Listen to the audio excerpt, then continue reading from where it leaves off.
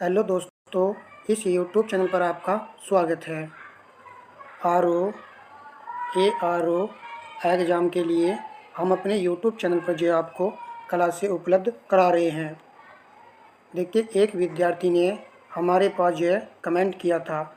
उसने एक बार नहीं 2 बार कमेंट किया था कि सर जो है कथन कारण के 1 से 2% लेकर के सर मुझको समझा दीजिए। तो आज हम जो है इस क्लास में केवल कथन कारण से 5 प्रश्नों को कवर करेंगे।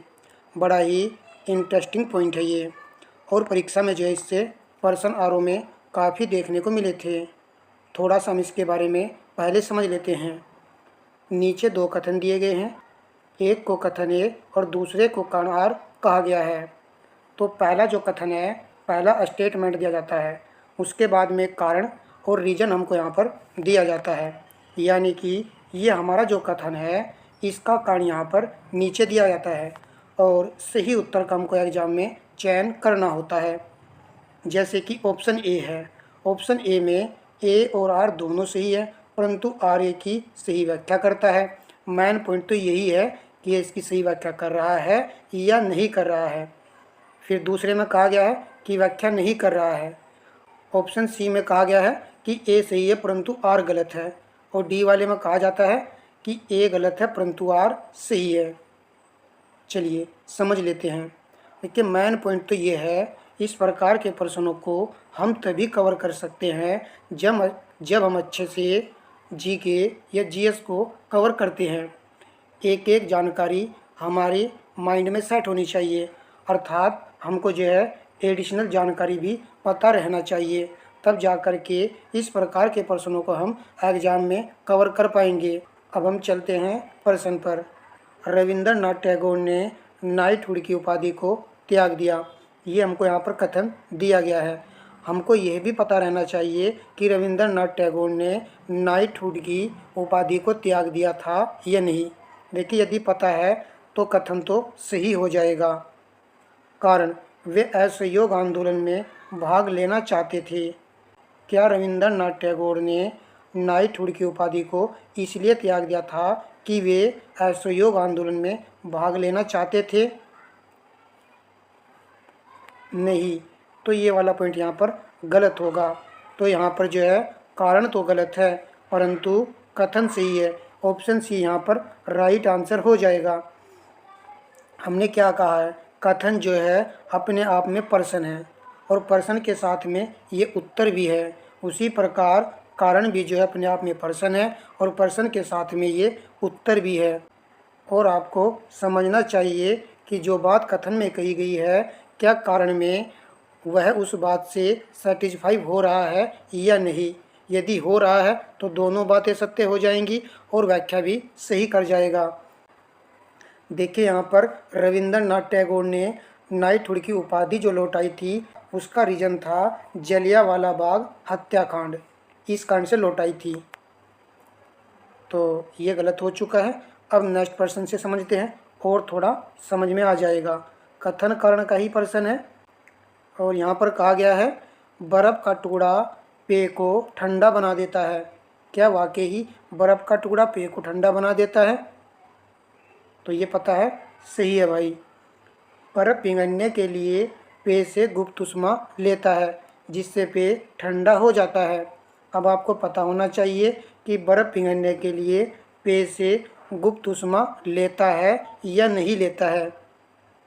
यदि गुप्त ऊष्मा की जगह विशिष्ट ऊष्मा दे देता तो फिर क्या होता। इसलिए तो कह रहा हूँ कि जो है हमको प्रश्न जो कथन में कहा जाता है यानी कि वो प्रश्न भी होता है और उत्तर भी होता है। इसी प्रकार कारण में जो कहा जाता है वो प्रश्न भी होता है और उत्तर भी होता है। तो यहाँ पर जो है बर्फ़ पिघलने के लिए पेय से क्या लेती है, गुप्त ऊष्मा लेती है जिससे पेय ठंडा हो जाता है। देखिए, प्रश्न बन चुका है और उत्तर भी बन चुका है, यानी कि ये बात भी सही है। अब यहाँ पर आपको आंसर चुनना है कि ऑप्शन ए आएगा या ऑप्शन बी आएगा। ऑप्शन ए चुनने वालों का तो राइट आंसर होगा, परंतु बी चुना है जिन्होंने, उनका यहाँ पर गलत हो जाएगा। दोबारा फिर देखिए, बर्फ़ का टुकड़ा पेय को ठंडा बना देता है। इसका कारण यह है कि बर्फ़ पिघलने के लिए पेय से गुप्त ऊष्मा लेता है, जिससे पेय ठंडा हो जाता है।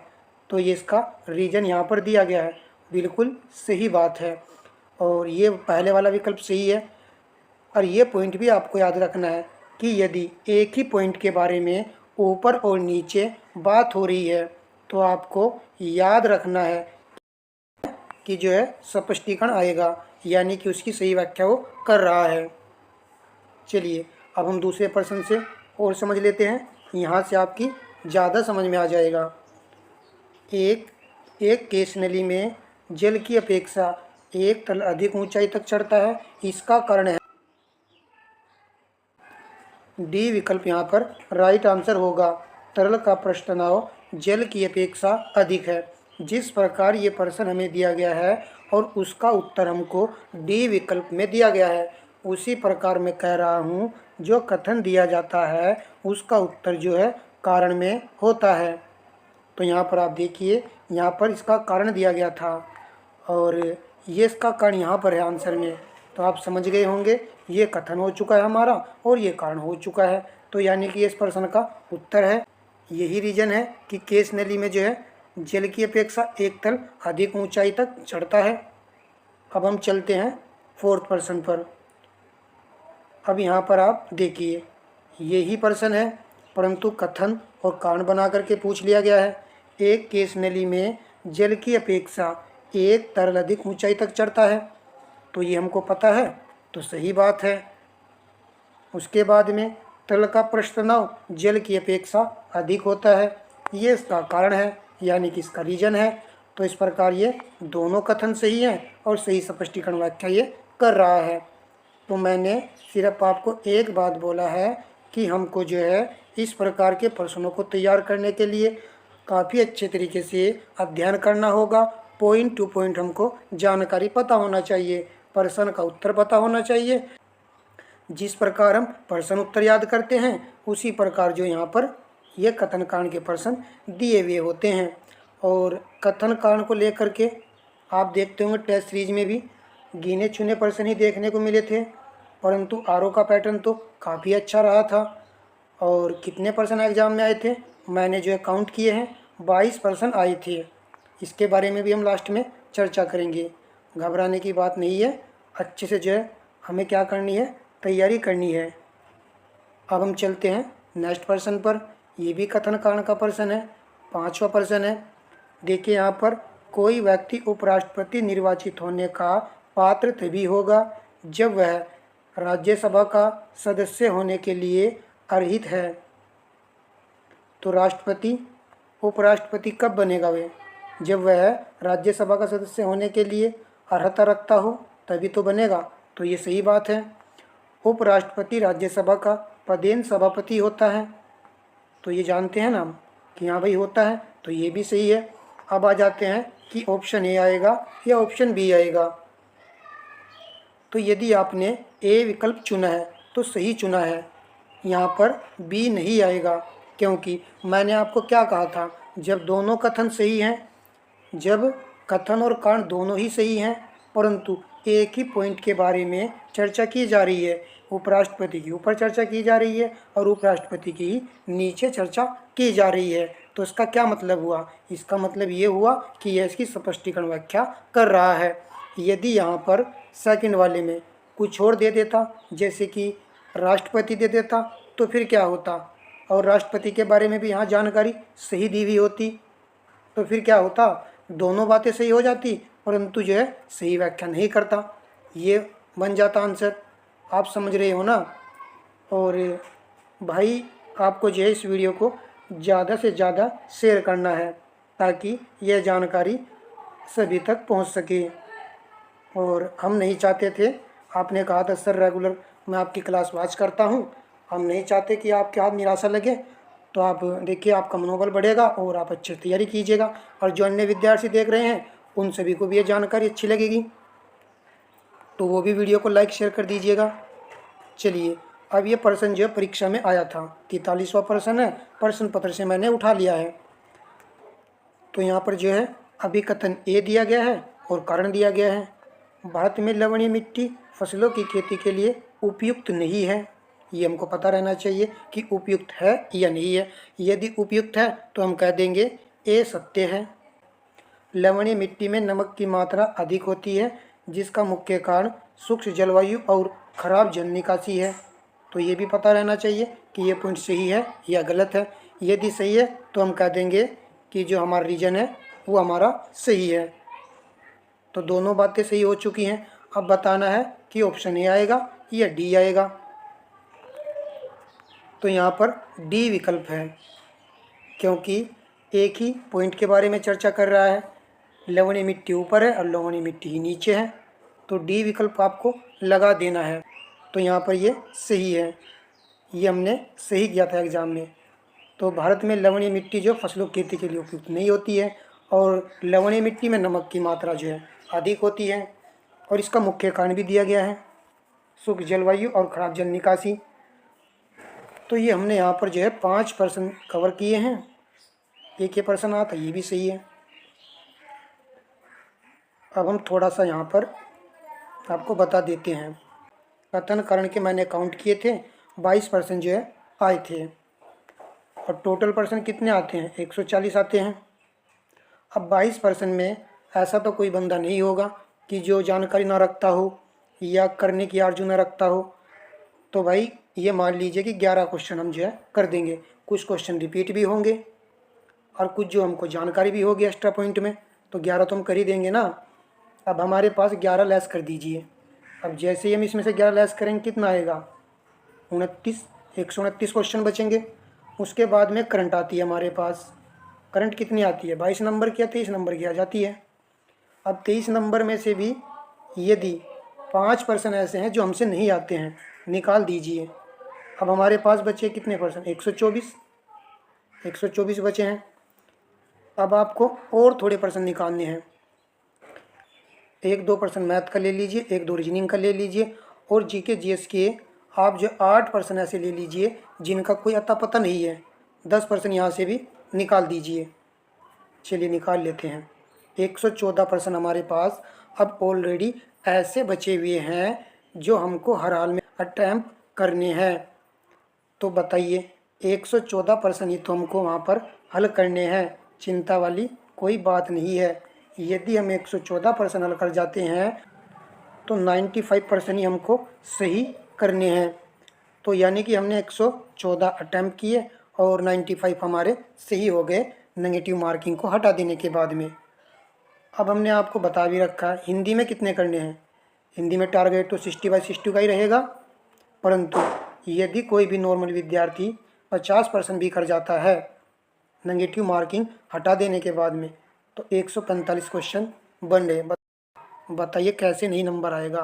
100% आएगा, परंतु आपको जो है सही से मार्गदर्शन नहीं मिलता है, इसलिए आप जो है इधर उधर भटकते रहते हो।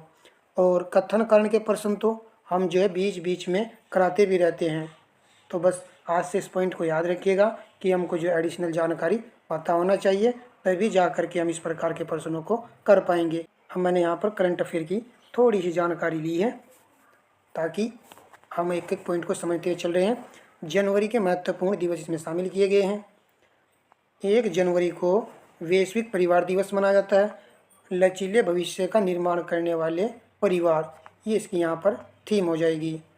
4 जनवरी को विश्व ब्रेल दिवस मनाया जाता है और इसकी थीम थी समावेश और विविधता के माध्यम से सशक्तिकरण। बस देखते हुए चलिए। फिर यहाँ पर कहा गया है 5 जनवरी 2024 को राष्ट्रीय पक्षी दिवस मनाया गया और थीम थी राइट टू फाइट, लड़ाई का अधिकार। नीचे आइए, 9 जनवरी को प्रवासी भारतीय दिवस मनाया जाता है। प्रवासी अमृतकाल में भारत की प्रगति के लिए विश्वसनीय भागीदार, ये इसकी थीम थी। फिर नीचे 9 जनवरी 2024 को ही विश्व हिंदी दिवस मनाया गया और इसकी थीम थी हिंदी पारंपरिक ज्ञान से कृत्रिम बुद्धिमत्ता तक, ये इसकी थीम थी। अब चलते हैं नीचे। 12 जनवरी को राष्ट्रीय युवा दिवस मनाया गया। It is all in the minds, ये इसकी थीम है यहाँ पर। फिर ये तो पता ही रहता है कि 15 जनवरी को भारतीय थल सेना दिवस मनाया जाता है और थीम यहाँ पर है राष्ट्र की सेवा में। अब नीचे आइए, 24 जनवरी को अंतर्राष्ट्रीय शिक्षा दिवस मनाया गया और थीम है अस्थायी शांति के लिए सीखना। तो अंतर्राष्ट्रीय शिक्षा दिवस अस्थायी शांति के लिए सीखना जो है इसकी थीम है। राष्ट्रीय पर्यटन दिवस 25 जनवरी को मनाया गया और थीम है सस्टेनेबल जर्नी टाइमलेस मेमोरी, ये इसकी थीम है। 25 जनवरी को क्या मनाया जाता है? और राष्ट्रीय मतदाता दिवस, थीम है इसकी वोट जैसा कुछ नहीं, वोट जरूर डालेंगे हम। तो वोट डालनी बहुत ज़रूरी है, तो हमको क्या करना है? वोट डालनी है। नेक्स्ट पॉइंट पर आइए, फिर यहाँ पर देखिए, ये तो पता ही रहता है कि 30 जनवरी को शहीद दिवस मनाया जाता है। 29 जनवरी 2024 को महीने का आखिरी रविवार विश्व कुष्ठ उन्मूलन दिवस। कुष्ठ रोग को हराओ, हराओ यहाँ पर लिखा हुआ है, तो हटाओ भी आ सकता है, हटाओ नहीं रखना है, कुष्ठ रोग को हराओ ये इसका आएगा। और जो है 26 जनवरी को भारत का गणतंत्र दिवस मनाया गया और इसकी थीम थी विकसित भारत और भारत लोकतंत्र की मातृका, ये इसकी थीम थी। तो इस क्लास को हम यहीं पर जो है समापन करते हैं। जितने भी नए विद्यार्थी चैनल से जुड़े हैं, चैनल को जो है सब्सक्राइब किया है, उन सभी से रिक्वेस्ट है कि जिस दिन क्लास ना हो तो उस दिन आपको प्लेलिस्ट से क्लास को क्या करना है? वॉच कर लेना है। सभी क्लासों में बहुत ही अच्छे अच्छे पर्सन हमने शामिल किए हैं, तो आप उनको वॉच कर लिया करो। और जो नए विद्यार्थी देख रहे हैं, आप जो है चैनल को सब्सक्राइब कर सकते हो। जो भी यहाँ पर क्लासें होंगी वो जो है अच्छे लेवल की ही होंगी। धन्यवाद दोस्तों।